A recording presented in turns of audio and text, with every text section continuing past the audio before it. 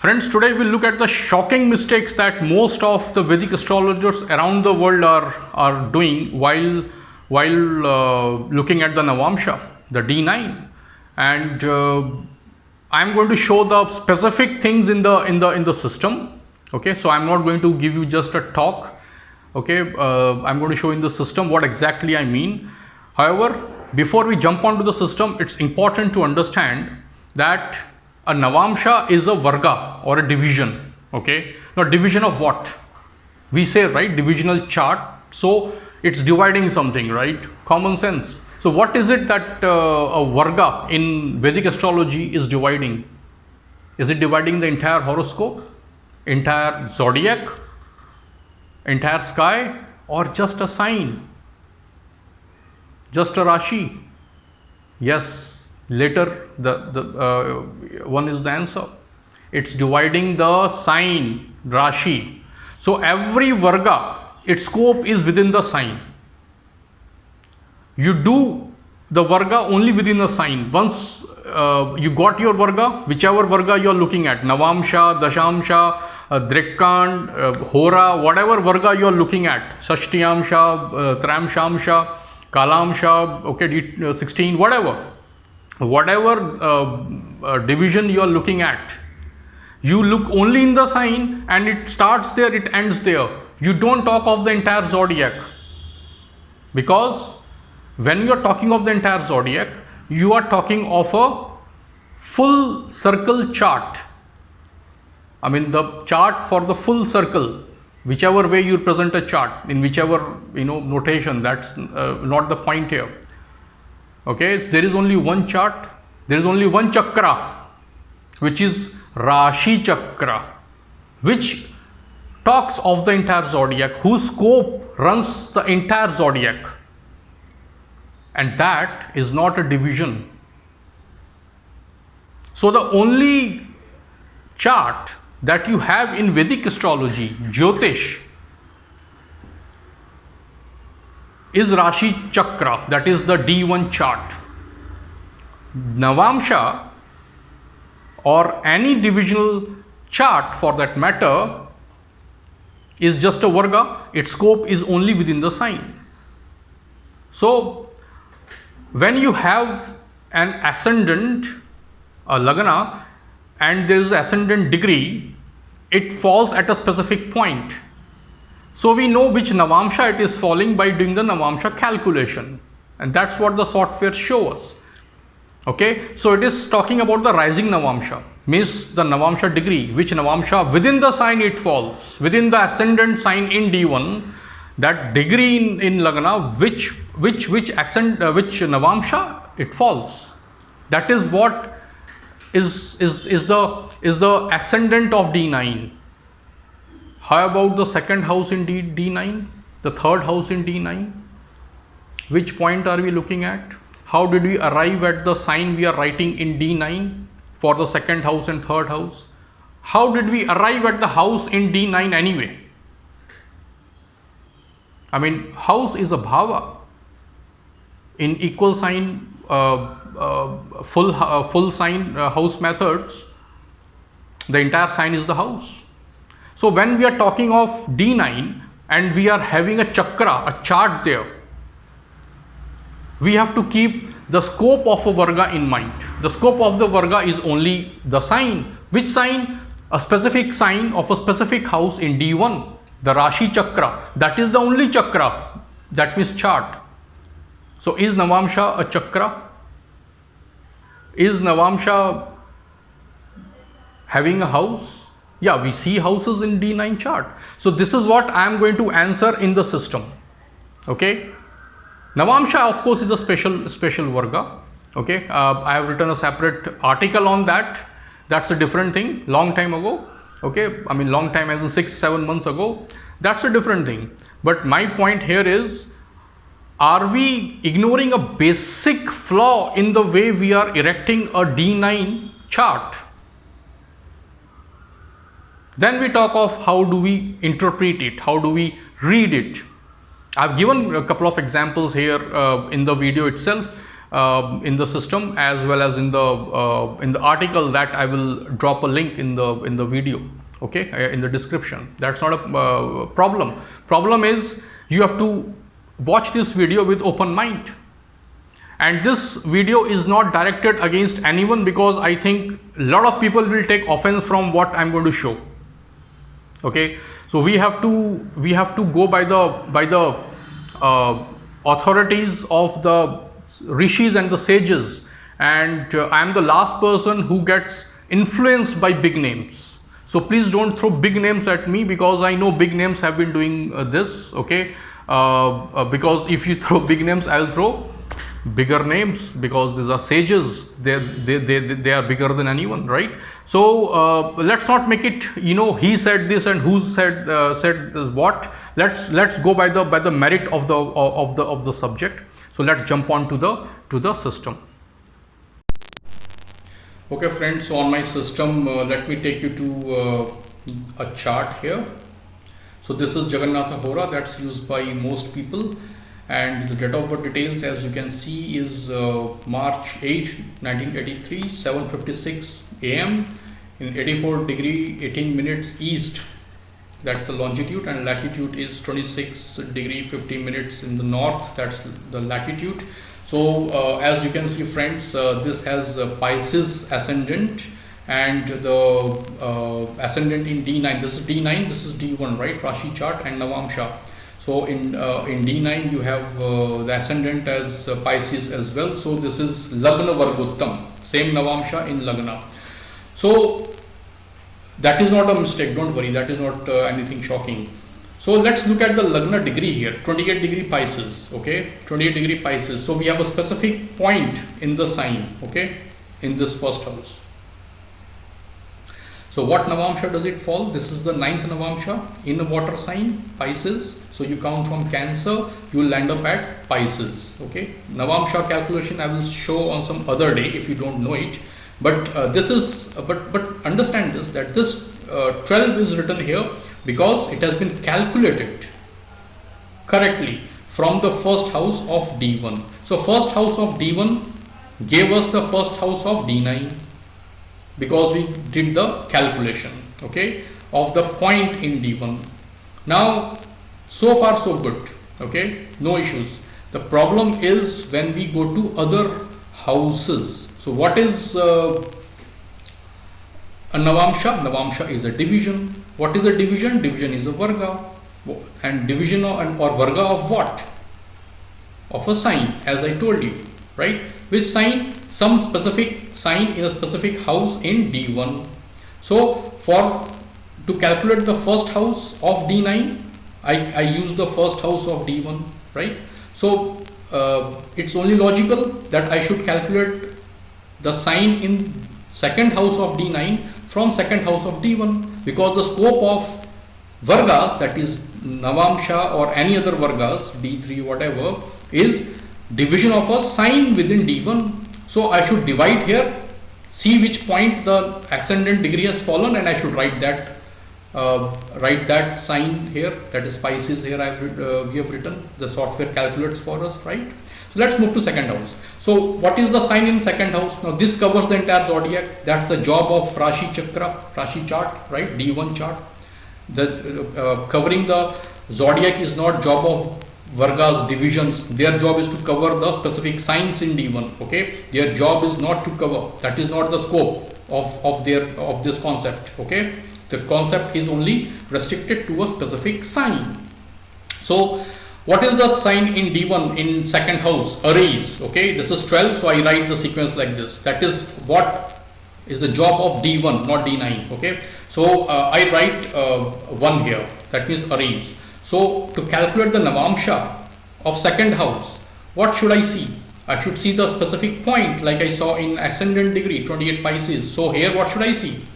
28 Aries. So 28 Aries is again the 9th Navamsha. So what is the 9th Navamsha in a fire sign? You calculate for a fire sign from Aries. So you land up at Sagittarius. Okay, 9th sign for a fire sign would be Sagittarius. So it should be written 9 here. Is that shocking for you? Yes. It's meant to be a shocking realization for all of us. Okay, this should have been 9, because you can write after 12 1 2 3 4 in only in D1, not in D9, because that is not their scope. Their scope is restricted to a specific sign of D1. So you should see from the D1 then write here, because their job is not to cover the entire zodiac. That is the job of only D1 chart, not the Vargas, because Vargas are not chakras. Vargas are only divisions within a sign. So they should not try to look outside the sign. Which sign? Sign from D1 chart. So for first house, first sign, second house, second sign, like that. So you should write 9 here. So this entire chart is bogus. So all the signs that are written in D9 are bogus, wrong. I just proved it logically, okay, with reminding you of the scope. Just go to the definition of Vargas, divisions. They are divisions of signs. So signs you have to look for on D1, and accordingly you have to write the correct sign in D9. Same for all the other Vargas, D3, D10 and so on. Okay. So now where does that leave us? Are all the planets wrong? No. Planets are calculated from a specific sign in which they are placed. So if Rahu is placed in Gemini at 7 degree 32, so this is the third Navamsha.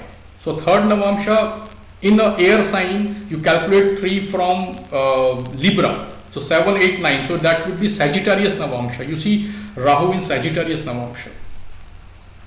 That is fine. But my question is that in 10th house this is written, that is a problem, because this Sagittarius is 9th house. That is what I am questioning here. That is wrong, because that should be calculated from the ascendant degree in Sagittarius of D1, and that would give any of the 12 signs. It is written here in the sequence from the first house. That is wrong. So if you have to have houses in D9, then at least write the sign correctly. Let's take the 7th house. Okay, you have Kanya here, that is Virgo. Okay, so 28 degree Virgo is the 9th Navamsha in the sign Virgo. So that's the earth sign. You have to calculate that from Capricorn. So if you count 9 from Capricorn, you will you land up at, I think, Leo, right? 10, 11, 12, 1, 2, 3, 4, 5. Yeah, Leo. So this should have been Leo. In 7th house sign in Navamsha D9, it should have been Leo. So if you write that, at least, so if you want to have a chart, then you have to at least write the signs properly there, right? So where does that leave this kind of statements? That my 9th house, in my D9 Navamsha chart, 9th house Lord goes to 2nd house. What does that kind of statement achieve from here? Because the signs are wrong here in D9. I just have shown you logically. Signs are wrong. So what does that, I mean, so if we understand this shocking mistake, then the next logical question is, how should we use Navamsha? Well, if you read the classics, they use statements like, if a planet, let's say a Venus, if Venus is in the Navamsha of Mars or Saturn and is aspected in D1, okay, aspected by Mars and Saturn, then the person may run after other people's wives. Kalatra Adhyay in Faldipika, it says that. Okay, so I am not saying that you apply it verbatim. Okay, what I am saying is that this is how the classics are talking about divisions or Navamsha. They are talking only about the signs in Navamsha. That's the point I am making. They are not talking about that if a planet occupies 7th Bhava house in D9 or D3, they are not talking like that. They are not writing anything like that. They are only writing about sign occupation in Vargas, that is in Navamsha, for example, or in Drekkan or Shashtyamsha, Trayamshamsha, whatever Varga we are looking at. Okay, so it's about the sign occupation, not house occupation. Yes, you can use the fact that in D9, if a planet is in Taurus and another planet is in Capricorn in D9, then you can say that yes, in D9 in Navamsha they share a trinal relationship. That you can say, that you can use. Okay, so so how then we are supposed to use the D9? First of all, D9 is a table or matrix, not a chart. You just have to write the occupation by a planet in a sign, including the rising degree, that is ascendant degree. That is also a point, right? And planets also represent a specific point. They occupy a specific point at a time. Okay, so we can calculate the Vargas from these points. Okay. Now the use of Navamsha is like this. Okay, there are two dimensions to this. One is in the context of strength. Now don't take the word strength literally. Strength is nothing but some kind of a divine blessing. Okay, let me use that heavy sounding phrase, divine blessing. And in doing so, let me show you something very interesting. Then you'll understand what I mean by saying divine blessing. Okay, let's take a simple number 17. Multiply that by 9. 9 is a unique number. Okay, Navamsha is 9th division. So let's understand 9 in a very interesting way. 17 into 9, if I'm doing, it's 153, right? So if I add 1 plus 5 plus 3, I get 9. Numerologists would know this already. Okay, so if you multiply any number by 9 and you add its digits, so you will get the base number as 9. Let's take a bigger number. Let's take whatever, I mean 154 into 9. Okay, it's 1 plus 3 plus 8 plus 6 if you do. 14 plus 3, 17 plus 1, 18. So 1 plus 8, 9. So you'll again get 9. Okay, take a simpler number, just last example. Okay, you multiply any number by 9. Okay, and add the digits of the product. You will get 9. 1 plus 8 plus 0 is 9. So 9 represents some kind of a uniqueness here, that we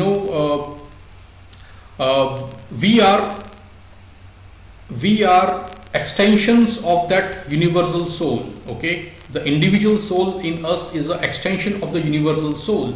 So at the end, all the the individual souls are supposed to merge in the universal whole, WHOLE, whole. Okay, so 9 represents some kind of a universal single unit. Okay, for all its extensions, like we are to God, if you like. Okay, or the divine energy. Okay, so that divinity is somehow captured in Navamsha because it is 9th division. So it shows some kind of a blessing to a planet. So if planet is strong in Navamsha, that planet is kind of blessed in its natural and or the significations represented by its lordship in D1. That's the chart. Okay, so if a planet let's say moon. Okay, moon goes to own sign in D9, so it shows that this person is blessed either or in the natural significations of moon or the house lordship of moon, that is 5th house here. Okay, in D1, or both. Okay, so that is what one dimension of using Navamsha. The second dimension of using Navamsha in conjunction with other Vargas is judging the benefic and malefic result giving potential of a planet. What does that mean? Okay, it means that if a planet occupies the Shubha Vargas, okay, Shubha Vargas means the signs of natural benefics in divisional charts, if you like. Okay, D9, D3, D30. If a planet occupies sign of a natural benefic, then it is supposed to occupy a Shubha Varga. So its potential to give benefic results go high, and conversely its potential to give benefic results go down if a planet occupies Ashubha Vargas, means the signs of natural malefics. That is what is the two-pronged role of using Navamsha and or other divisional charts. Navamsha has a special role actually for the uniqueness of number 9 in mathematical terms. In divine terms, you understand that as well. And I call Navamsha as the captain of the team of Vargas, the divisions. Okay, and I have done a separate Facebook post which I have copied to my website. I mean, this was done few months ago actually. This is my website, astrologyofbharat.org. Don't have to write that. I will put the link. Don't worry. So I have put. See, there are no attractive images here. Okay, I am just pure textual matter, real content.